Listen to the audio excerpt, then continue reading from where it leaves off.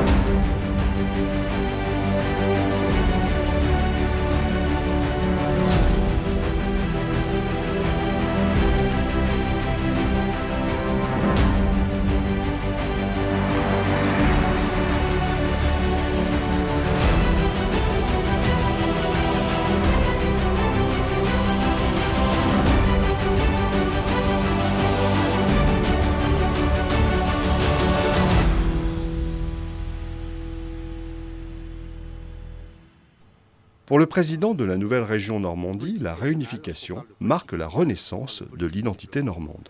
Quelle que soit la famille politique à laquelle on appartient, on doit pouvoir le faire ensemble. Et la mission attractivité, c'est d'abord ça. C'est faire ensemble.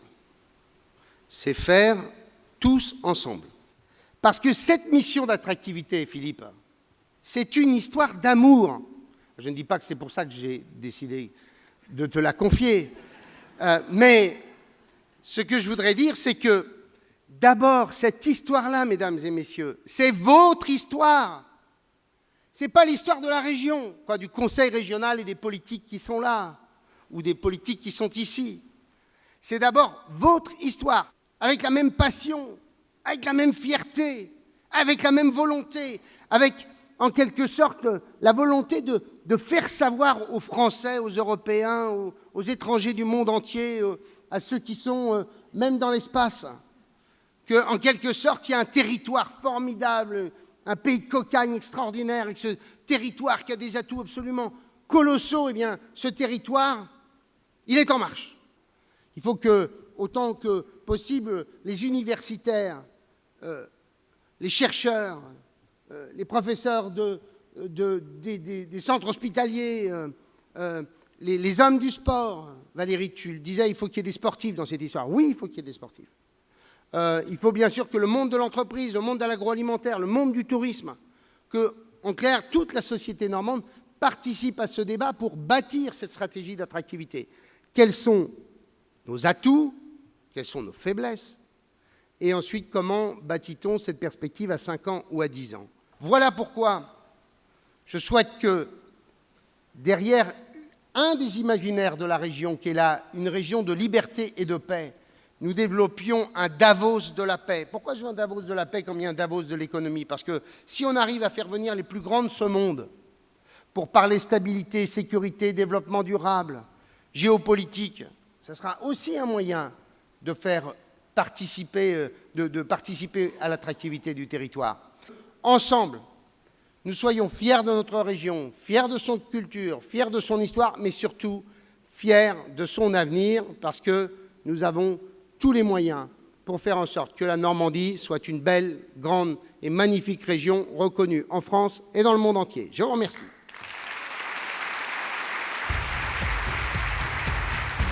Philippe Augier, maire de Deauville, devient en quelque sorte le premier ambassadeur de la Normandie en charge de piloter la mission Attractivité Normandie. Mais si elle est connue pour son histoire et son patrimoine, la Normandie n'est pas connue pour ce qu'elle est aujourd'hui, dans sa réalité économique et sociale, dans sa force de création et de production, et pour la qualité de vie qu'elle offre. La création de la marque, c'est la dernière étape de la mission, avant la création de l'agence, qui fera vivre cette marque. Une marque partagée, que chacun pourra utiliser à partir du moment où son activité sera en phase avec les valeurs que nous attribuerons à cette marque Normandie. D'autres territoires ont mené une démarche de même nature, et c'est très souvent un vrai succès. La marque, évidemment, elle portera le nom Normandie, peut-être pas tout seul, mais en tout cas, il y aura le nom Normandie dans la marque. Et ça sert à valoriser l'ensemble des pôles d'excellence normands à travers le monde. Il faut que chacun de ceux qui dirigent des entreprises, des associations, des institutions ou qui sont universitaires disent « nous appartenons à la Normandie ». Et donc, nous avons cette marque Normandie en nous. Et je crois que c'est ce qui nous permettra de devenir de plus en plus attractifs à l'égard des entreprises, à l'égard des investisseurs, à l'égard des étudiants, à l'égard des cadres. Il faut que nous gardions nos jeunes. Aujourd'hui, la statistique INSEE de 2015 nous montre qu'on a de plus en plus de jeunes qui quittent notre territoire. Il faut que nous les gardions. Et pour ça, il faut que nous rendions notre territoire de plus en plus attractif. La démarche de la mission Normandie Attractivité se décompose en 3 étapes. Marie-Agnès Poussier-Winsbach nous les présente. Alors ce soir, le lancement du grand questionnaire que nous adressons à l'ensemble des Normands, et nous espérons qu'il y aura beaucoup de réponses. On va analyser l'ensemble de ces réponses et parallèlement, il va y avoir sur tous les territoires ou en silo ou autrement de manière transversale des réunions qui seront organisées. L'idée c'est quoi? C'est de récupérer l'ensemble des marqueurs qui font que nos valeurs seront partagées sur la Normandie. Ça c'est la première étape. La seconde étape, c'est la stratégie, parce qu'on ne fait pas ça pour se faire plaisir. L'idée, c'est quand même d'avoir vraiment une stratégie. Et la troisième étape, c'est le lancement de la marque Normandie, à laquelle nous souhaitons que tout le monde puisse s'adosser dans tous les domaines, notamment dans les domaines de l'excellence, et le lancement de l'agence de l'attractivité, avec des actions très concrètes qui devront être portées. L'attractivité de la Normandie passe également par des projets concrets. Je veux que nous développions IT Normandie. Alors, ça ne vous dit rien, probablement. Il existe IT Italie. C'est un truc formidable. Ce sont les Italiens qui ont décidé de mettre dans toutes les grandes capitales du monde, non pas une maison de l'Italie, mais un concept de store formidablement moderne, où on y trouve l'agroalimentaire le meilleur, où on y trouve un bistrot extraordinaire, où on y trouve la culture, où on y trouve les entreprises du patrimoine vivant. Ils ont créé ça il y a, allez quoi, 3-4 ans, Philippe? Savez-vous combien ça fait de chiffre d'affaires? 400 millions d'euros de chiffre d'affaires. Ce sont des succès extraordinaires dans toutes les villes. Eh bien, je veux que nous lancions ce concept-là de store. Il faudra bien sûr faire appel à un partenaire privé qui développera ça. Mais je veux que nous développions ce concept de store permettant à la Normandie d'être présente dans les grandes capitales monde et mettant en exergue à la fois le patrimoine vivant, l'intelligence, la culture et bien sûr l'agroalimentaire et l'ensemble de ce qui fait la richesse de notre territoire. L'attractivité, c'est en quelque sorte, on porte le pavillon, on hisse le drapeau. En quelque sorte, mesdames et messieurs, c'est la seule fois où je vous demanderai de devenir breton. Car c'est ça la question. Oui, toi aussi. C'est ça la question. Regardez-les. Partout, ils nous mettent du Made in Bretagne. Même sur les produits du digital. Même dans la sidérurgie, ils nous mettent du Made in Britain. Eh bien, nous, il faut que nous ayons cette même fierté, d'où l'importance des ambassadeurs. On a 17 millions de visiteurs par an. Plusieurs personnalités de la société civile, acteurs économiques, touristiques, de la santé, agricoles, culturels, composent le comité stratégique de la future agence. 4 d'entre eux étaient présents à l'Opéra de Rouen. J'étais un farouche Parisien qui mettait la frontière avec les pays sous-développés à 20 km du périphérique, si vous voulez. Mais qu'est-ce qui s'est passé? Donc je suis arrivé en marche arrière ici, nommé interne à Rouen. Oui. J'en croyais pas mes yeux, j'ai failli repartir tout de suite. Et finalement, je me suis attaché à cette région d'une façon absolument considérable, à ce point qu'on peut dire que je suis vraiment amoureux de la Normandie, que je n'échangerai en aucun cas avec aucun endroit au monde le mode de vie proposé par cette région. Le professeur Alain Cribier, cardiologue au CHU de Rouen, qui a sauvé 50 000 patients dans le monde grâce à l'invention d'une valve aortique, est membre du comité stratégique. Je suis absolument comblé par la région. J'habite dans un village, à Pavilly, qui est à une vingtaine de kilomètres de Rouen, et c'est un véritable régal tous les soirs de rentrer là-bas. Je me fiche complètement du climat humide. J'ai vécu à Los Angeles et j'ai détesté. Et donc vraiment, je trouve que la Normandie, avec à la fois son attractivité sur le plan des paysages, du climat, et sur le plan des entreprises et de tout ce qui fait son attractivité, est vraiment exceptionnelle. Donc je me réjouis d'y être. Et je ne le quitterai pas, cette région. Je me suis décrété moi-même ambassadeur de la Normandie bien avant que cette fonction existe vraiment, puisque en fait j'ai fait l'apologie de la Normandie partout dans le monde. Toujours au début de mes conférences en montrant des images de la Normandie et de ce qu'on y connaît. La Normandie est très connue, comme ça a été rappelé au début. La Normandie est presque plus connue que la France. La France, parfois, les gens ignorent un peu dans les pays lointains. Quand on dit Normandie, ça évoque tout de suite quelque chose et j'y suis très sensible. Sinon, vous dites huîtres de Normandie. Le projet d'attractivité semble dépasser les clivages idéologiques ou politiques, comme semble le démontrer la présence d'élus de tous bords, de chefs d'entreprise, d'acteurs du tourisme ou encore de personnalités comme Michel Onfray, philosophe et qui se revendique fier d'être normand.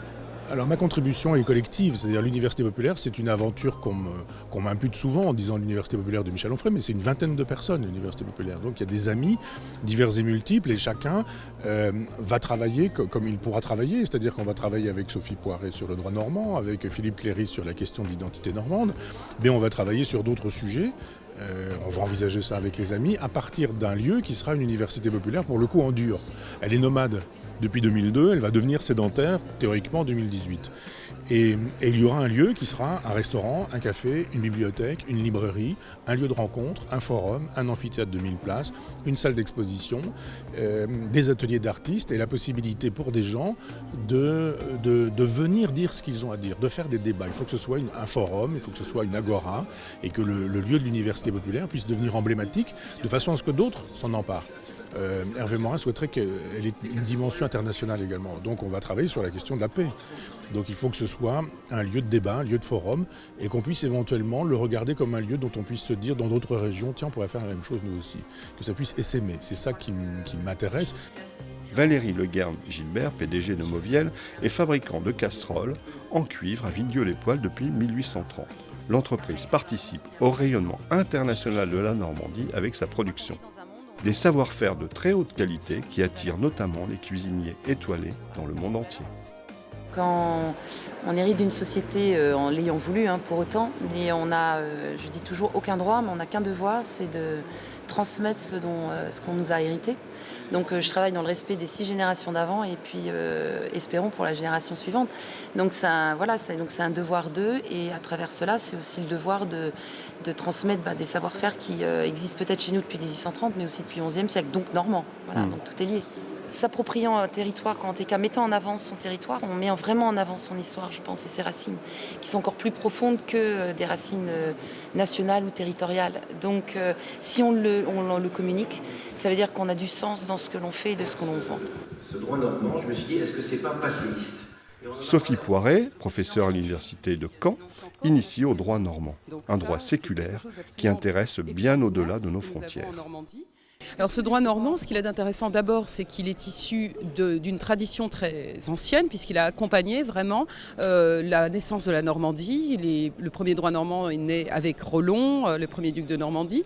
Et puis surtout, il s'est vraiment appliqué. Et il y a une espèce de conscience des Normands, d'identité des Normands par rapport à ce droit, qui les fédère, parce que c'est un droit qui n'est pas du tout un droit comme d'autres provinces, où il y a un droit noble, un droit roturier. Là, c'était vraiment le droit de tous les Normands, très égalitaire, avec des avancées démocratiques complètement exceptionnelles. Par exemple, les Normands se préoccupent de réglementer la torture dans les procès, de manière à ce qu'elle soit plus modérée, se préoccupent surtout aussi que le client d'un avocat ne soit pas dans l'attente des délais, que l'avocat ne soit pas trop payé. Enfin, il y a des tas de choses extrêmement originales. Et puis surtout, les Normands respectaient vraiment la coutume comme un code. C'était les chanceliers d'Aguesseau qui disaient « Les Normands sont accoutumés à respecter leurs coutumes comme l'Évangile et un changement de religion serait plus aisé en Normandie qu'un changement de coutume. » Et vous savez, l'expression « c'est mon droit et j'y tiens », on le voit vraiment chez les Normands et ils résistent pendant vraiment toute la période monarchique contre toutes les tentatives justement royales de centralisation pour imposer un droit qui n'est pas le leur et ils veulent absolument conserver leurs droits et on le voit bien ensuite chez les gens des îles anglo-normandes qui aujourd'hui justement se défendent également, mettent en avant cette coutume de Normandie pour montrer qu'ils sont normands, qu'ils ont cette spécificité. Et la coutume de Normandie, voilà, elle a un côté très fédérateur, c'est vraiment la coutume de tous les Normands, ça a toujours été ça. Les axes de réflexion de la Normandie attractive sont variés et nombreux.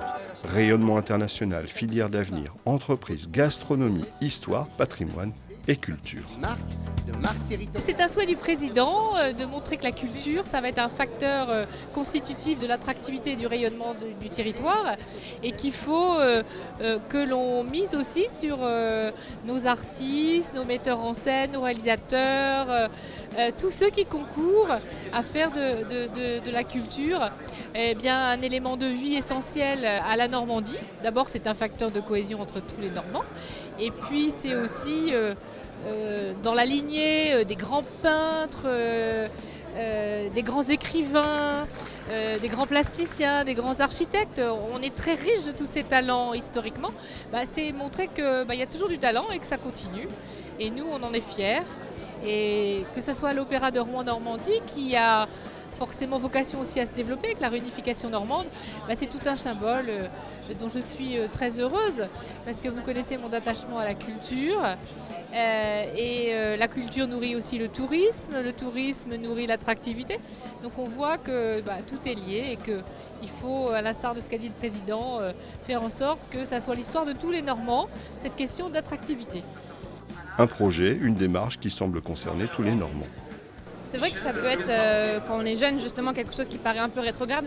Et pourtant, je pense qu'on nous dit souvent, quand on veut savoir où aller, il faut d'abord savoir d'où on vient. Et quand on est jeune, c'est aussi important de pouvoir avoir ce rattachement à un territoire, et notamment la Normandie. Moi, je dis, je suis fière d'être française, je suis fière d'être européenne, parce que je suis européenne aussi, mais je suis aussi fière d'être normande. Parce que c'est là où je suis née, c'est là où j'ai grandi, et c'est là où j'ai envie de pouvoir me développer. Et je pense que les jeunes générations aujourd'hui ont aussi cette part d'énergie, de dynamisme, de volonté à apporter pour aider justement à faire grandir le territoire et grandir la région Normandie. C'est une question de synergie, comme le disait l'un des intervenants ce soir. Et c'est important, tous ensemble, de pouvoir contribuer à l'avancée de cette marque Normandie justement. Vous souhaitez participer à l'attractivité de la Normandie? Vous pouvez dès maintenant participer à la grande consultation via le questionnaire sur Internet. Entre octobre et novembre 2016, des groupes de travail baptisés Normandie Lab valideront le diagnostic et les orientations stratégiques. Entre décembre et janvier 2017, de grands acteurs du territoire valideront ce diagnostic.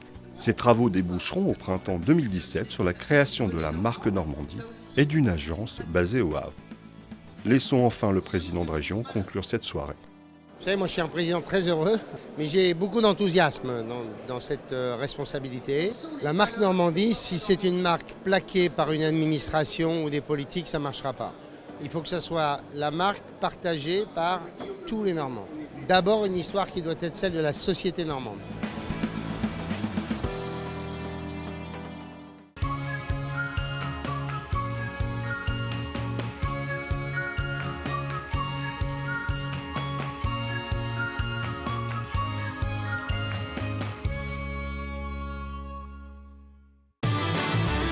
Le Crédit Agricole Normandie-Seine vous a présenté La Quotidienne.